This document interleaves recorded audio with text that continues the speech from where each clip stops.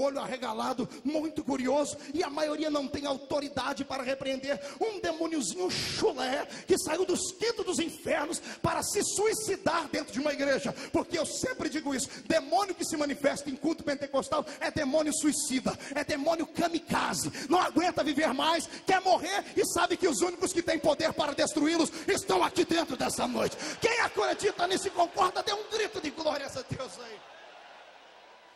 Então, eu gostaria de nessa noite pedir à igreja que com paciência, permita-me com esta mensagem entrar dentro da sua alma, fazer uma divisão dentro do seu espírito com esta palavra hoje e treinar você para a maior batalha que você já participou. Não se assuste, porque depois de hoje o Senhor vai abrir a visão de muitos crentes. Alguns estarão andando pela rua e vão enxergar demônios nas pessoas, vão enxergar demônios em cima das árvores, vão enxergar demônios dentro do trabalho. Não tenha medo deles, não precisa correr deles, porque depois desta palavra aqui eles vão entender que o conhecimento que faltava foi revelado hoje. E não se assuste quando chegar na rua da sua casa ainda hoje, ou amanhã, ou terça-feira, e os demônios que mandavam lá estiverem de joelhos, com a testa no chão, apontando com o dedo assim: pode esmagar, porque você agora já sabe a autoridade que tem, eu não tenho mais poder sobre isso. Eu quero profetizar em nome de Jesus que o século 21 será um século de batalha espiritual, e crente frouxo, morno, que não acredita na revelação da palavra, saia da frente, porque vem aí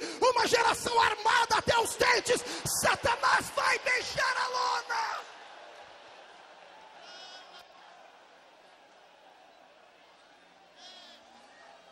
Aleluia. A minha proposta nesta noite é convidar esta igreja para colocar o inimigo no devido lugar dele. Pergunte para mim: onde é, pastor? Eu não ouvi. Queria que os pastores perguntassem junto com o povo. 1, 2, 3. Levante um dedo de profeta para cima comigo de novo. Agora aponte para os seus pés e diga para o irmão do seu lado: é ali, ó, bem debaixo dos meus pés.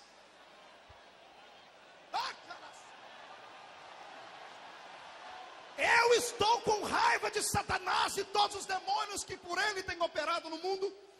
Você pode me perguntar: você não tem medo deles, pastor? Não tenho, porque sei em que caminho piso e sei que quem está comigo é mais forte do que ele. E vou profetizar sobre a sua vida nessa noite, como disse a princípio, uma unção de tanta autoridade, que os demônios abrirão caminho para você passar. O que lhe foi roubado lhe será devolvido. Ei, escute, a minha proposta nessa noite é essa: convido vocês para entrarem comigo no território do inimigo e roubar, ou melhor, tomar de volta o que ele nos roubou. Sai da frente, Satanás, estamos em guerra.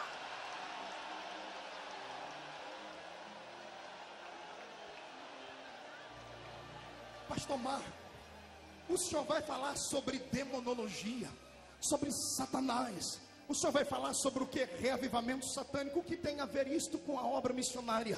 O apóstolo Paulo, talvez um dos homens mais intelectuais que houveram na terra, aquele que sintetizou a fé cristã dentro de uma filosofia que podia ser absorvido desde a criança até o mais velho. Ele que era sagaz no conhecimento, inteligente, cheio do Espírito Santo, ao escrever a igreja mais espiritual que ele havia fundado, ele deixou escrito: o que acontece com os homens que não conhecem o Evangelho é porque eles foram cegados por um Deus. Haja visto que é um Deus com D minúsculo. O Deus deste século cegou o entendimento dos homens. E eu quero hoje dizer a este Deus deste século, que pensa que é Deus, mas que não é Deus porcaria nenhuma, quero que ele escute o que a minha Bíblia diz acerca de Deus. O único Deus deixou escrito assim: ainda antes que houvesse dia eu era, e não há ninguém que possa livrar alguém das minhas mãos, porque operando eu, quem me impedirá?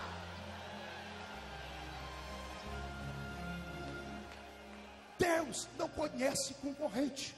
Mas escute, para algumas pessoas que talvez sejam leigas no assunto, a Bíblia que você traz na mão, ela contém histórias e milhares delas. E eu encontrei pelo menos uma casta de mais de 30 demônios que foram enfrentados tete a tete por homens espirituais. Não posso ler todos os textos, só vou ler os nomes dos demônios, para que quando você passar pela Bíblia Sagrada, denote e pare para prestar atenção que eles de fato existiram. Escute o que eu encontrei na Bíblia: nomes de demônios como Adrameleque, Anameleque, Ázima, Astarte, Baal, Baal Berite, Baal Peor, Baal Zebub, Baal Zefon, Bel, Camus, Quium, Dagon, Diana, Júpiter, Mercúrio, Moloque, Milcom, Merodach, Nergal, Nebo, Nibas, Tartaque, Nisroque, a rainha dos céus, Rinfã, Rimon, Sucote, Benote, Tamuz, Abaddon, Apolion, Beuzebu, Belial, Mamon, príncipe do reino da Pérsia, legião,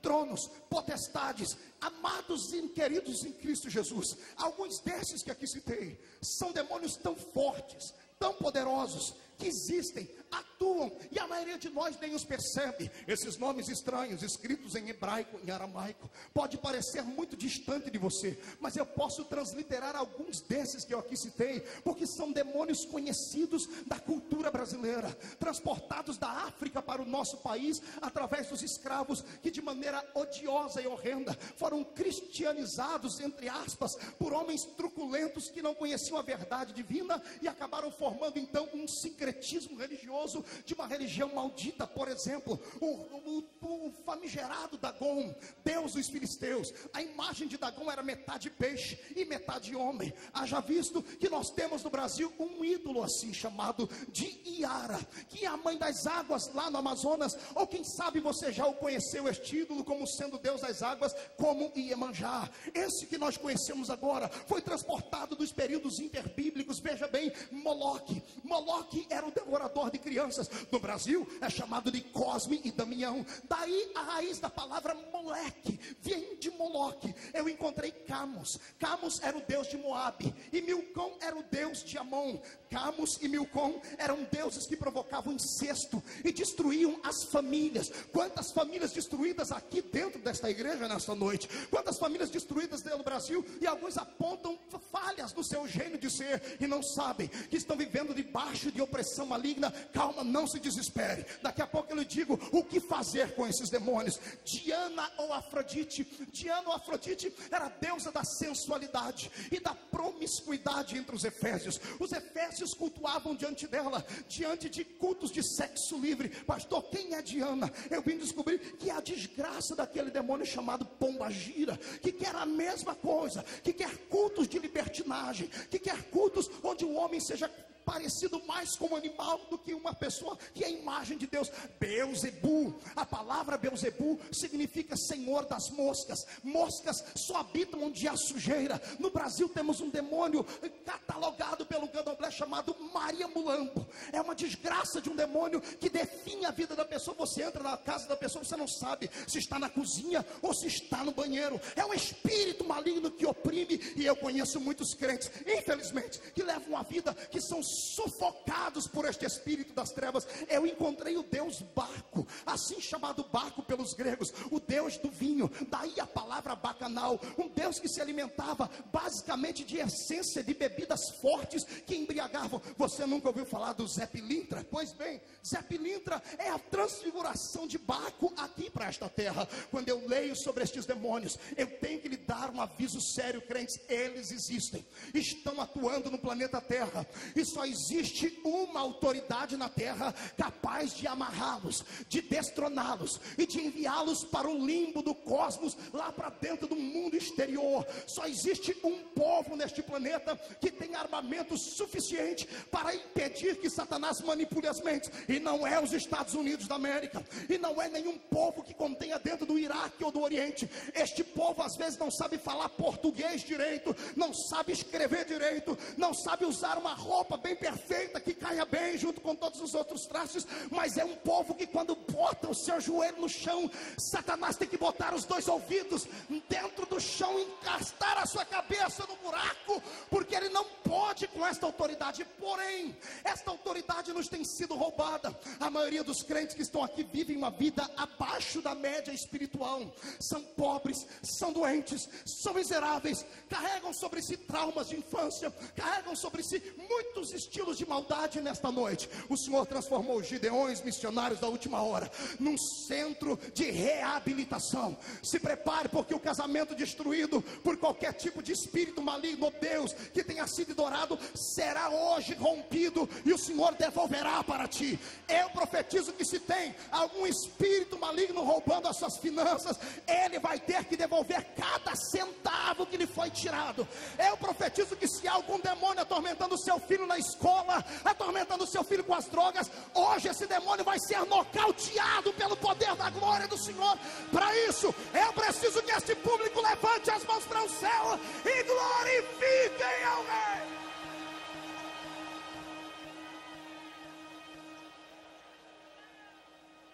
O que fazer? O que fazer com estes seres? Precisamos reescrever a história. Precisamos recontar. Precisamos reconstruir o alicerce, voltarmos do começo, voltarmos onde foi que perdemos essa estrutura e nos reabilitarmos. Acotovele seu irmão, diga para ele: aperte o cinto. Diga: porque vamos viajar.